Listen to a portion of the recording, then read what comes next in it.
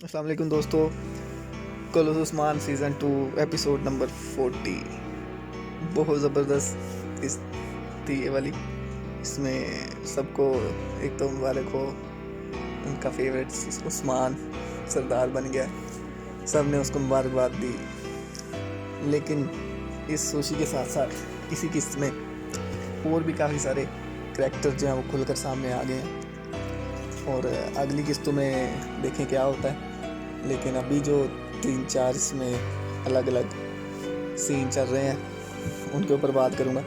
ایک طرف تو عثمان کی جو ہے وہ آپ دیکھیں کہ کتنا اس میں فصاحت تھی، دور اندیشی تھی، کہ جیسے ہی اس کے پاس وہ 2 نئے کریکٹر جو آئے، کرسچن جاسوس، تو اس نے ان کو سوال میں منگول جان بوجھ کر کہا، جس کو بعد میں اس نے اعتراف کیا کہ اس نے ہمیں چیک کرنے کی کوشش کی تھی، لیکن ہم نے بڑی چالاکی سے اسے دھوکہ دے دیا. اس کے بعد دوسرا ایک بہت پرانا جاسوس غدار جو کہ قبیلے کے اندر موجود تھا، ادریس، وہ بھی کھل کر سامنے آ گیا کہ وہ جاسوس ہے اور کرسچن اپنے مشن کے اوپر قبیلے کے اندر موجود ہے کافی عرصے سے.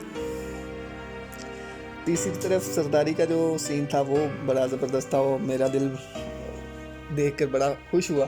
ایک طرف تو جو اس کا بھائی ہے عثمان کا، ساؤچی بھی، اس نے اپنی جو اس کے اندر بغض تھا کہ وہ سردار بننا چاہتا تھا، وہ تو تھا ہی تھا. لیکن زبردست سین وہ ہوا جب کہ اس کا چچا دوندار اور عثمان دونوں کے ووٹ وہ برابر ہو گئے، اور ساؤچی نے جب کے سامنے جب یہ صورتحال آئی کہ کس کو چننا ہے، تو وہ سین دیکھ کے میرا دل بڑا خوش ہوا کہ اس نے ایک غدار کو، ایک دھوکے باز کو، غدار تو نہیں میں کہوں گا کیونکہ دھوکے بازی کرتا ہے اکثر دوندار، پچھلے سیزن میں بھی اس نے دھوکہ دینے کی کئی دفعہ کوشش کی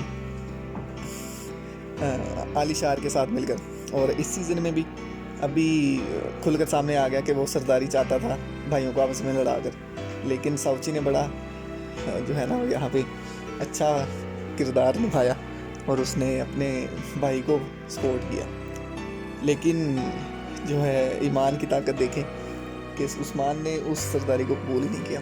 وہ کہتا بھائی مجھے ایسی سرداری چاہیے نہیں کہ جس میں ووٹنگ ہو کہ 4 اس کے ساتھ ہے، 4 اس کے ساتھ ہے، اور جو جیت گیا وہ چاہتا ہے. وہ اس نے سب کے ضمیر جگائے اور ساؤچی اور دندار کی لڑائی میں سچ سامنے کھل کر آ گیا. یہ بڑا سین مجھے اچھا لگا. اس کے بعد سردار بن گیا، تلواریں اس کو مل گئیں، سردار والا خیمہ اسے مل گیا. ابھی جو مشکل اس کے ساتھ سامنے پیش آ رہی ہے، ایک وہ کہ فلاتیوس کو بھگانے کی کوشش میں ہے وہ کرسچن جاسوس ادریس، اور ساتھ میں اس کے جو پیتروس آیا نیا کریکٹر نیکولا کے ساتھ مل کر، اور دوسری طرف اس کے اپنا بھائی اور چچا اس کے خلاف جانے کے ڈر پہ ہے.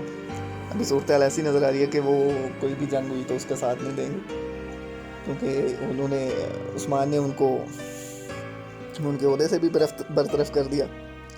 تو مشکلات کافی نظر آ رہی ہیں، ابھی دیکھیں کیا بنتا ہے. اور ایک اور سین کہ جس میں وہ جو